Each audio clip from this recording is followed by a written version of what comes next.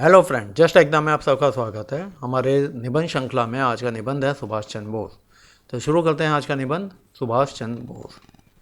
नेताजी सुभाष चंद्र बोस उन महान विभूतियों में से एक हैं जिन्होंने अपने सुखमय जीवन की बलि देकर भारत माता के दुखों को दूर करने का प्रयत्न किया था।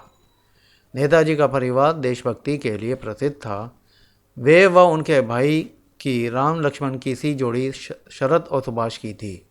इन दोनों भाइयों की देश सेवा का कार्य प्रशंसनीय है। जन्म व शिक्षा। नेताजी सुभाष चंद्र बोस का जन्म 23 जनवरी 1897 ईस्वी को कटक में हुआ था। उनके पिता का नाम जानकी नाथ बोस था। उन्होंने सन 1913 में मैट्रिक की परीक्षा पास की और बीए की उपाधि प्राप्त कर ICS की परीक्षा के लिए इंग्लैंड चले गए। वहाँ से स्वदेश लौटते ही नेताजी को सरकारी नौकरी मिल गई।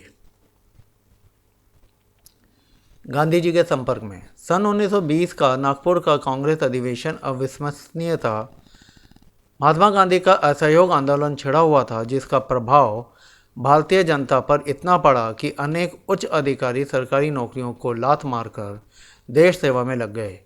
यह क्रांतिकारी युग था। नेताजी सुभाष चंद्र बोस ने भी सरकारी नौकरी को ठोकर मारकर गांधी जी के संपर्क में आ गए और नेताजी को कई बार जेल जाना भी पड़ा था। फॉरवर्ड ब्लॉक की स्थापना। नेताजी सुभाष चंद्र बोस ने कांग्रेस के विचारों पर मतभेद होने के कारण कांग्रेस से त्यागपत्र दे दिया और फॉरवर्ड ब्लॉक की स्थापना की, जिसका लक्ष्य था पूर्ण स्वराज और हिंदू मुस्लिम एकता। नेताजी के कार्य का नया रूप देखकर अंग्रेज सरकार बिगड़ उठी और नेताजी को कारागार में डाल दिया। इस बीच नेताजी सुभाष चंद्र बोस किसी से मिलते जुलते नहीं थे। अपने घर में ही एकांतवास कर रखा था। सन 1942 ईस्वी में 26 जनवरी को देश भर में स्वतंत्रता दिवस मनाया जा रहा था।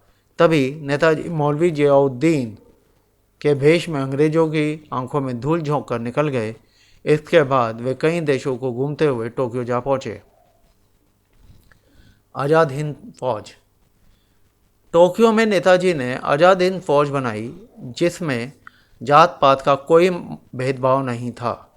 महाराणा प्रताप की तरह नेताजी के सैनिकों ने भी घास की रोटियां खाकर देशभक्ति के गीत गाए थे।